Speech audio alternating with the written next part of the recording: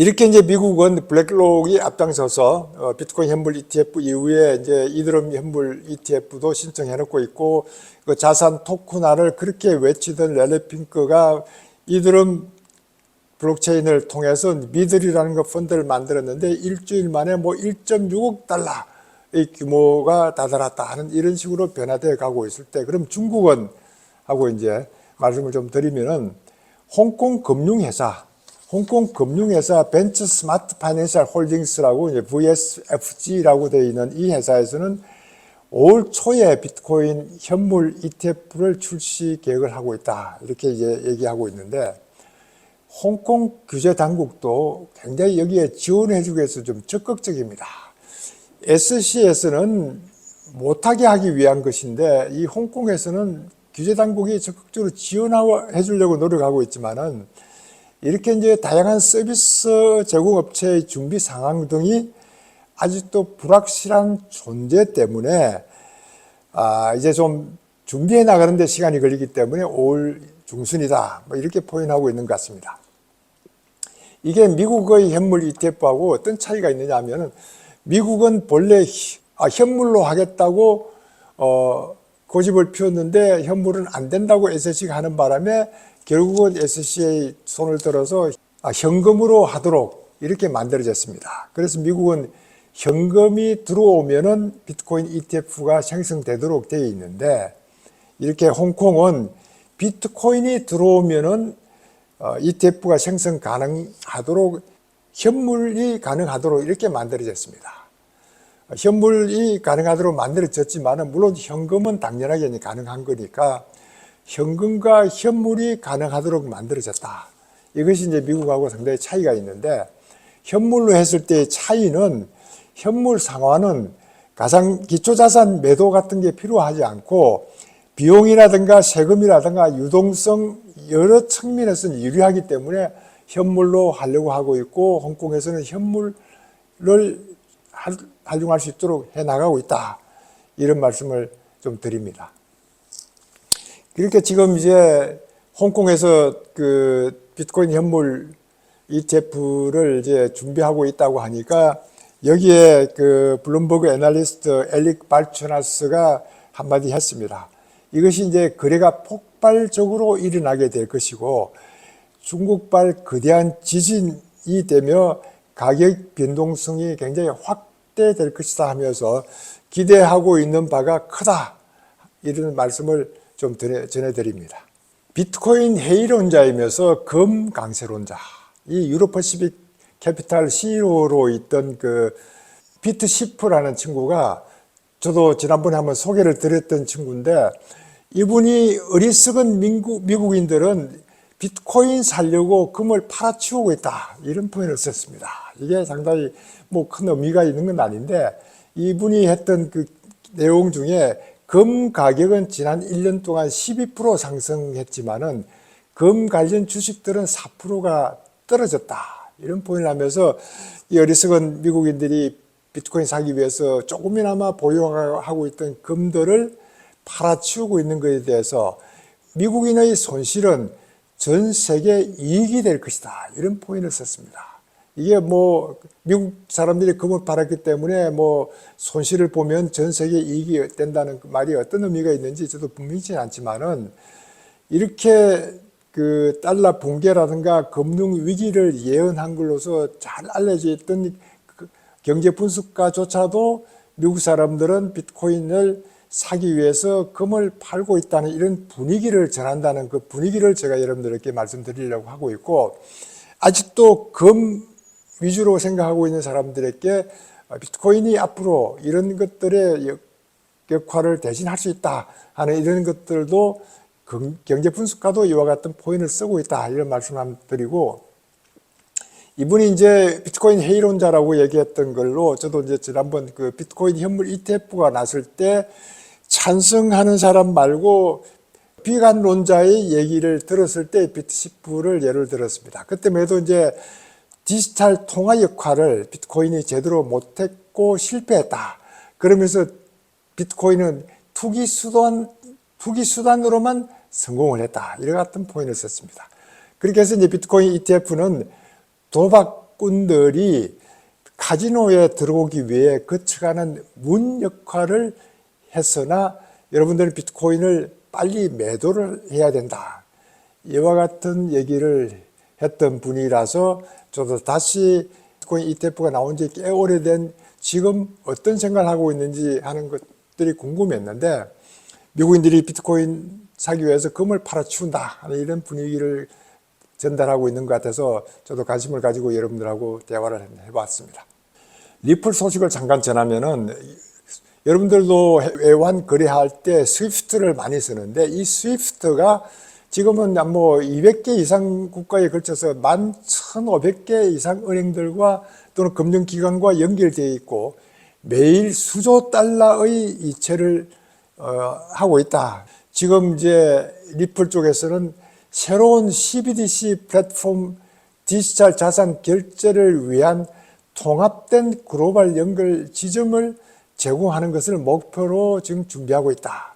이게 앞으로 이제 CBDC 플랫폼을 통해서 모든 통합된 글로벌 연결 지점을 만들려고 하는 것이 이제 리플 XRP다 하는 걸 얘기를 하고 있으면서 브래드 갈링하우스가 최근에 했던 말이 이제 저도 인상적이라서 지금 그걸 가져왔습니다.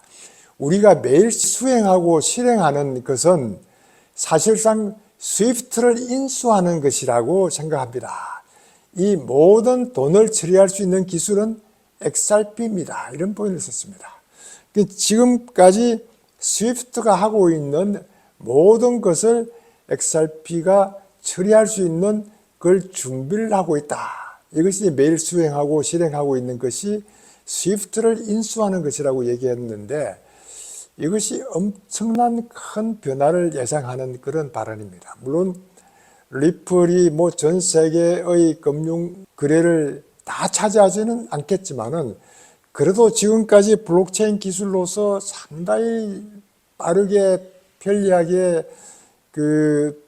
값싼 걸로서 송금이 가능한 이런 시스템을 엄청나게 많이 인프라를 깔아놨기 때문에 이 얘기가 앞으로 미치는 파급 효과는 엄청나게 클 것이다. 요즘 제가 이제 CBDC 얘기를 뭐 별로 하지 않았지만 이제 각국이 CBDC는 차분하게 준비하고 있고 그 CBDC의 브릿지 통화로서의 역할이 바로 리플이기 때문에 중국에서 CBDC를 만들었던 거 가지고 거래를 하고 할 때 미국 가서 쓰려면은 그 CBDC를 리플로 미국의 CBDC로 바꾼다든가 뭐 각국의 CBDC를 브릿지 통화하고 있는 리플로 이제 바꾸고 가는 그런 시대가 몇 년 내에 다가올 것이다 하는 이런 걸 예상해 보면은 그래서 XRP는 $10,000에 설계됐다 하는 이유가 바로 여기에 있고 지금은 $1도 안 되는 곳인데 마치 SEC하고 소송만 해결되면 뭐 얼마가 올라갈 것이다 하지만은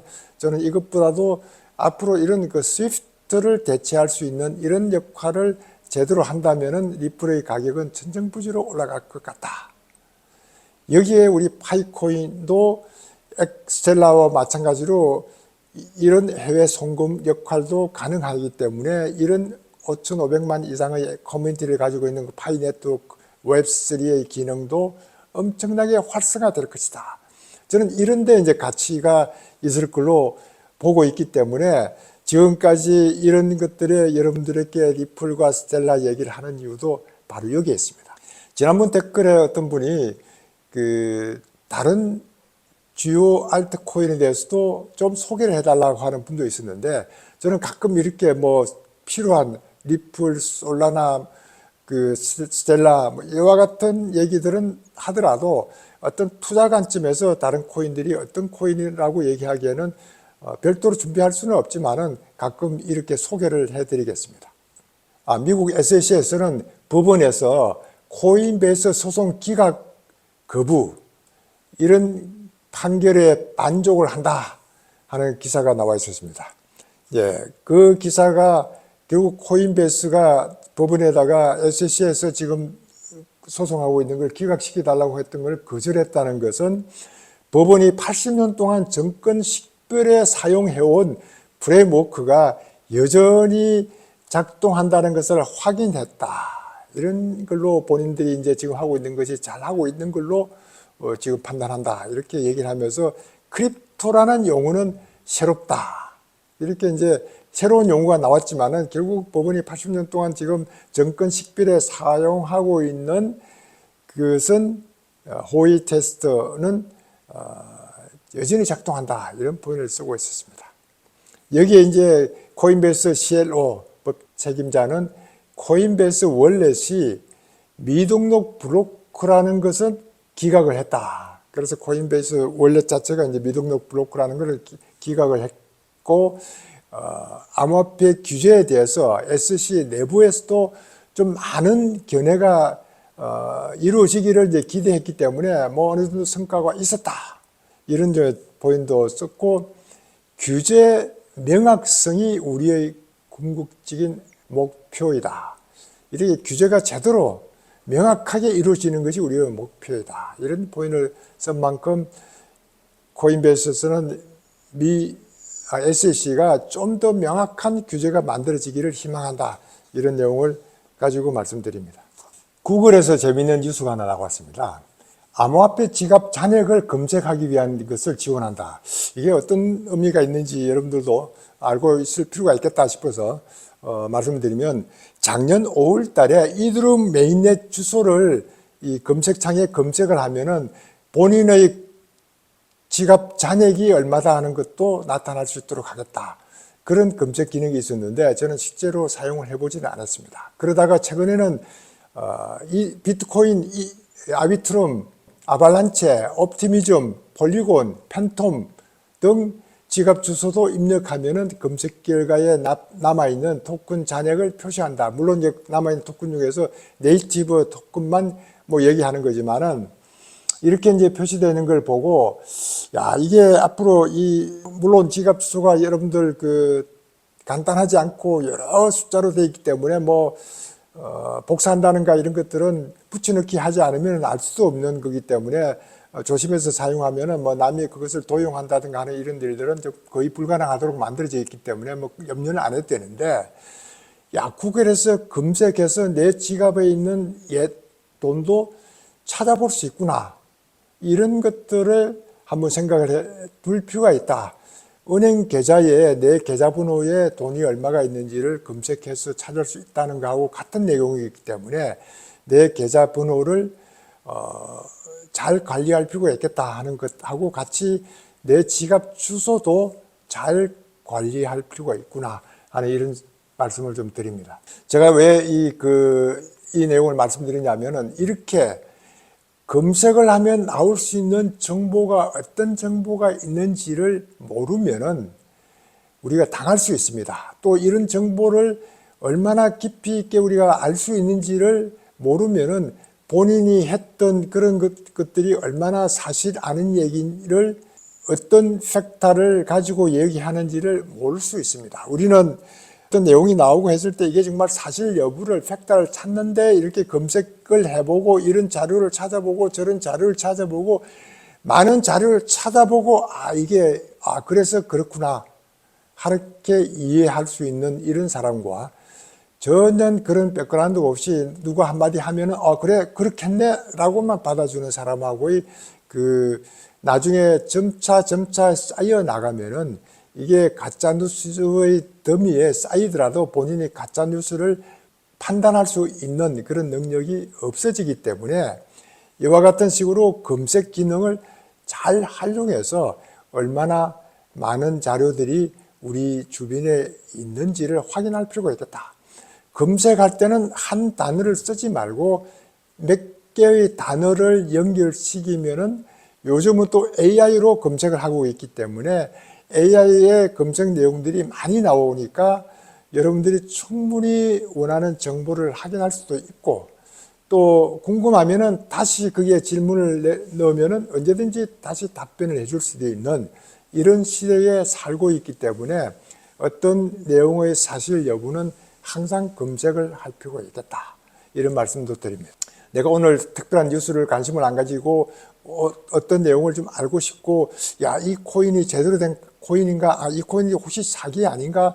이런 거 할 때 무슨 코인 사기 이렇게 치면 그와 같은 내용들이 검색이 다 되니까 우리가 조심을 할 수 있다. 이런 말씀을 한번 드립니다. 오늘 영상 시청해 주신 여러분들 감사합니다. 감사합니다.